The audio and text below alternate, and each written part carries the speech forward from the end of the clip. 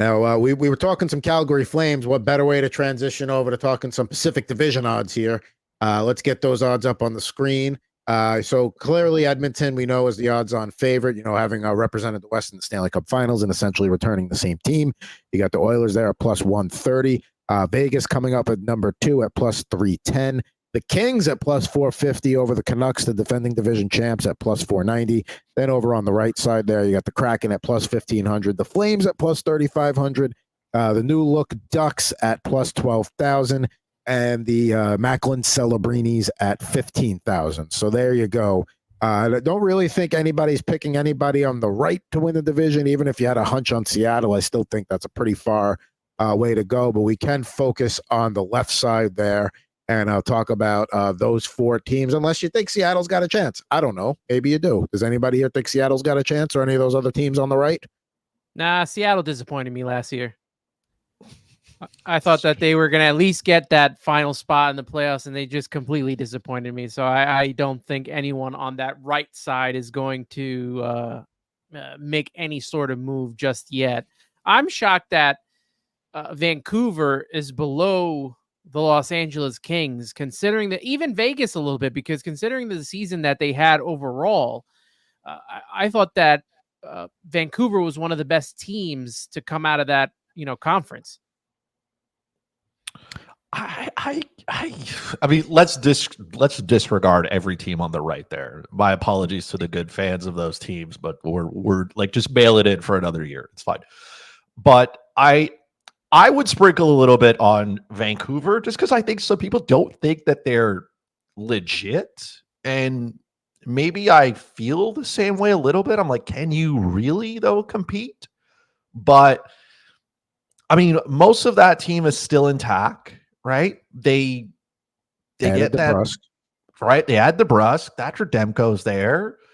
I don't think the loss of Elias Lindholm's really going to matter. So, like, can they run it back? Sure. I think having Edmonton be the favorite makes sense. They are the most dominant team in that division. I would make sure to pay attention to the Vegas Golden Knights because, again, we know Vegas, right? Cap friendly may have gone away, but we're going to find a way to figure out how you're going to circumvent the cap. And come February, they're adding somebody to their roster, and they already get a full year now of Thomas Hertl. So there's a lot there. That's a good hockey team still. Very good hockey team. It's a question of health for Vegas, right? Can their goaltending stay healthy? Can their stars stay healthy? How's Mark Stone's back? Does he need an epidural? If you can get all those things sorted out, then you're going to be just fine. There's no reason that Vegas can't compete in that division. I think it's a 2-horse race there between Edmonton and Vegas. I just don't know what the Kings are doing, man. Are we buyers? Are we sellers? Are we trying to make it? Like, you trade Pierre-Luc Dubois, but, like, I don't know, man. I just don't know what we're doing. You go out to get Kemper. Like, I don't know. I don't know what the LA Kings are. I'll tell you one thing. I'm not buying into the Kings. I'm not buying into the Kings as division favorites, but I'll say this, and this, is a little foreshadowing for when we talk goalies later. We know how bad Georgiev was in Colorado this year. Darcy Kemper may have not been the reason the Avalanche won the Stanley Cup, but he was good enough to take what is a similar team and steady the ship enough. And I know he wasn't great that playoffs, but he's going to play for an LA team that's going to be a lot more defensively minded. They're going to be, he's going to have better play in front of him. So I think that helps him to a degree. Let's look at the goalies for all 4 of the teams on the left there with Edmonton. We talked about the Kings. Let me go to Vancouver.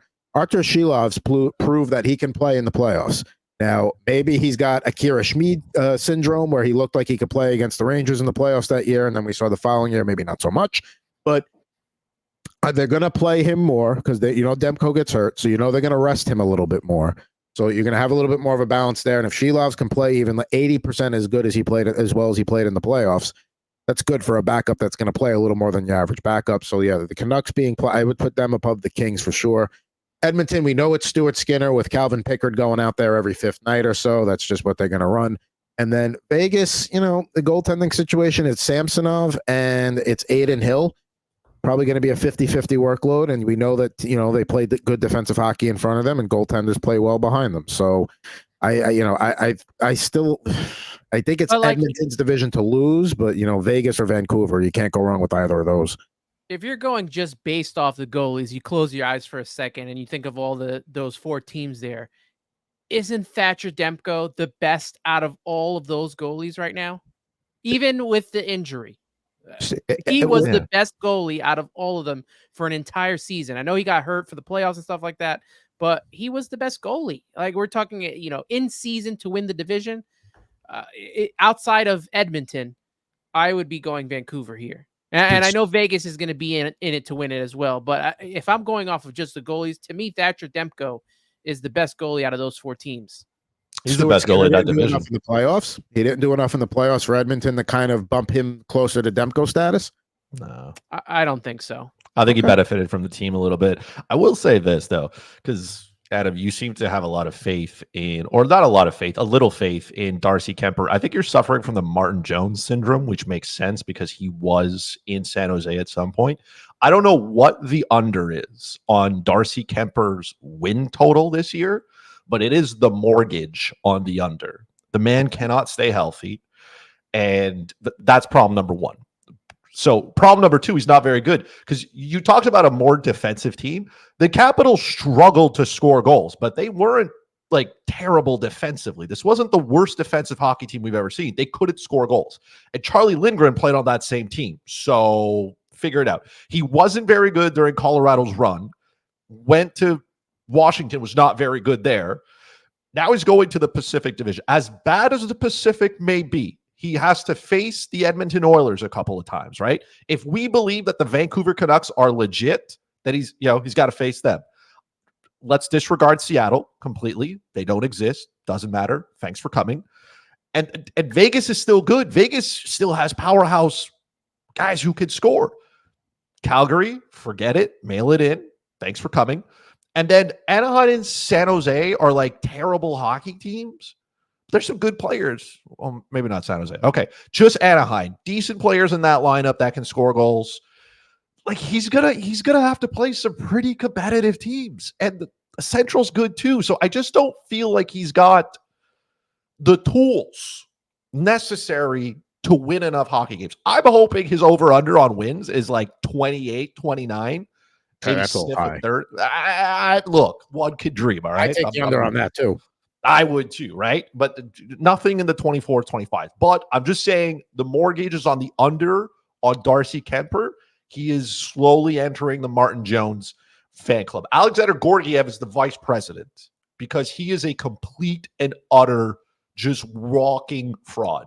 He's going to end up in Washington at some point, or back there, I think. No, sorry, he was with the New York Rangers. He's going to end up in Washington at some point because he is the exact definition of a fraud. He gets a lot of wins, but he does not help the team. So Darcy's on that list too. He's, I don't know, Secretary of State to the fraud department or of the Martin Jones Club, whatever. He's in the cabinet. Oh, he's definitely in there. If you're drafting Darcy Kemper and you're expecting big things, boy, let me sell you a timeshare.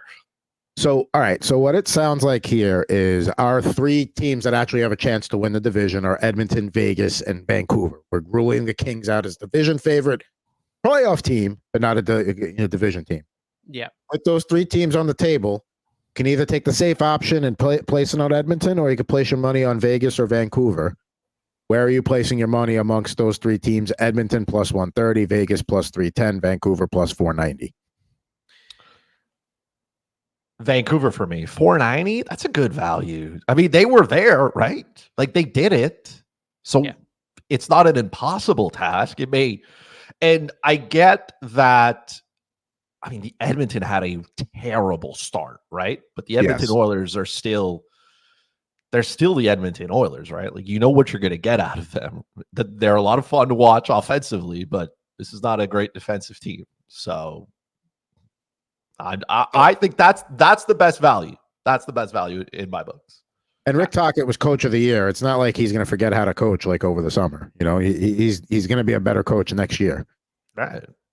I gotta agree. I think the 490 for Vancouver is the way to go. I think that the fact that they are, what is it, fourth in those odds right there, Yes. after winning the division, even with the hurt Demko, the Oilers had to go on an incredible midseason run and turn their whole season around to get within one game of the Canucks, and the Canucks kind of ran roughshod the whole entire season. I think that they're being very undermanned. I hope they're looking at the odds too, being like, why are we fourth when we won the division? The Oilers finished second, the Kings finished third, and the Golden Knights finished fourth. So I'm going with the team that has, to me, is the best goalie in that division, and I'm going like Chris with Vancouver there. Stay tuned. We're going to be talking about our top 10 fantasy goalies in a minute. We'll see what Thatcher Demko ranks because we're going to pool our, votes together to establish with the total hockey now 10. We're not doing our own 3. We're going to just formulate it live on the air. So maybe some arguments. We'll see. My turn here for the Pacific Division. I think Vegas is a second or a third place team. I don't think they're in the wild card discussion like last year. I think you could put them there. I'm not ready to say that they're going to either beat Vancouver, the defending champs, or Edmonton. Now, you mentioned before that Edmonton start was terrible. Vancouver definitely benefited from that early start, that horrendous start for Edmonton, because Edmonton was closing the gap, but they had such a cushion that it was like they didn't even really have to look over their shoulder too much, maybe a glance at the rearview mirror, but they never broke their neck. I think it's a little different this year. I think Stuart Skinner has established himself. I think Edmonton proved that they could play better defensive hockey this season in the playoffs and under Chris Knobloch in general. So I'm going to take the safe money in this division. I'm going to go Edmonton plus 130. I would say Vancouver second, Vegas third, the Kings fourth. That would be, and I'll give the Kings a wild card spot. We'll examine the Central Division next week. But yeah, I think you're going to look at those 4 teams on the left. We'll pull the graphic up one more time. I think that's what you're looking at as playoff representation from the Pacific Division. Don't forget, too, that Edmonton barely squeaked by Vancouver in the second round of the playoffs, taking it to 7 games as well. So that's something also to consider going into next season. I'm pretty sure they'll be out for blood. Those divisional matchups will mean everything because, the standings in the Pacific come down to just a small handful there. So you definitely want to have that edge.